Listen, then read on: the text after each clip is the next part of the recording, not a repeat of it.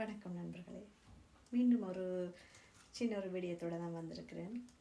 எல்லாருக்கும் என் என் என் நினைப்பு என்னட்ட வீடியோக்களை பார்க்கும்போது நிறைய உடுப்புகள் என்கிட்ட இருக்கும், கபோர்டெல்லாம் ஃபுல்லாக இருக்குன்னு சொல்லியெல்லாம் கமெண்ட் எழுதுகிறாங்க.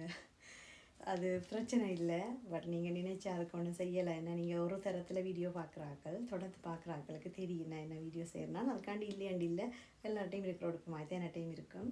கபோர்டெல்லாம் ஃபுல்லாக வழிகிறதுக்கு அப்படி ஒரு இல்லை.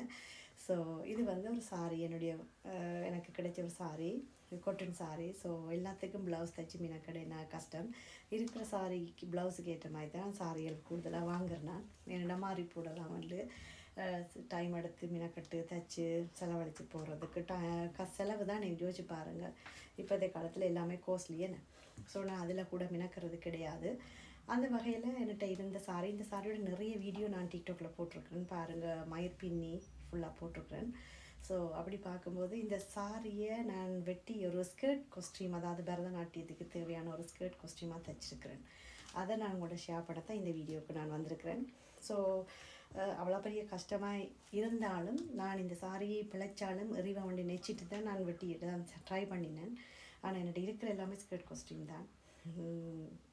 என்கிட்ட இருக்கிற எல்லாமே பிஜாமா காஸ்டியூம். அப்போ ஸ்கர்ட் காஸ்டியூமுக்குரிய அந்த பிளான் என்கிட்ட இல்லை. ஸோ இருந்தாலும் அது பிஜாமா காஸ்டியூமுக்கு எவ்வளவு லோங் அதெல்லாம் எடுத்து அளவு பார்த்து ஏதோ எனக்கு முடிஞ்ச அளவு நான் ஒரு காஸ்டியூமாக தைச்சிருக்கிறேன். இது ஏனெண்டா நீங்கள் இந்த வீடியோவை என்னை பார்க்கும்போது நீங்கள் நினைக்கலாம் மனசுக்குள்ள வந்து எவ்வளோ செலவழிச்சு ஒரு காஸ்டியூம் தைக்க 60 பவுண்ட்ஸ் எடுக்கிறாங்க, இப்போ சில இடத்துல 90 பவுண்ட்ஸ் எடுக்கிறாங்க. அப்படி தைச்சி வீடியோ போடுறவான்ற ஒரு எண்ணம் உங்களுக்கு வரக்கூடாதுன்றதுக்காண்டி தான் நான் இதை ஷேர் பண்ணுறேன். சரியா? ஸோ இதுதான் அந்த காஸ்டியூம். ஹெட் பீஸை வந்து நான் ஃபேனை எடுத்தினேன். இதில் ஒரு பின் பண்ணணும். ஸோ மற்றபடி ஓகே, நான் பின் பண்ணல, மறந்துட்டேன். ஓகே, ஸோ அவ்வளோந்தான், வேறு ஒன்றும் சொல்கிறதுக்கு இல்லை. நான் இது எனக்கு பெருமையாக கூட இதை நான் சொல்ல வரையில்லை. நான் சொல்ல வந்தது காரணம் நீங்கள் என்ன இப்போ செலவழித்து இவ்வளோ வீடியோ செய்கிறாவே என்ற ஒரு எண்ணத்தை எடுக்கக்கூடாதுன்றதுக்காண்டி தான் நான் இது சொல்ல வந்தேன். நான் தேங்க்யூ ஸோ மச்.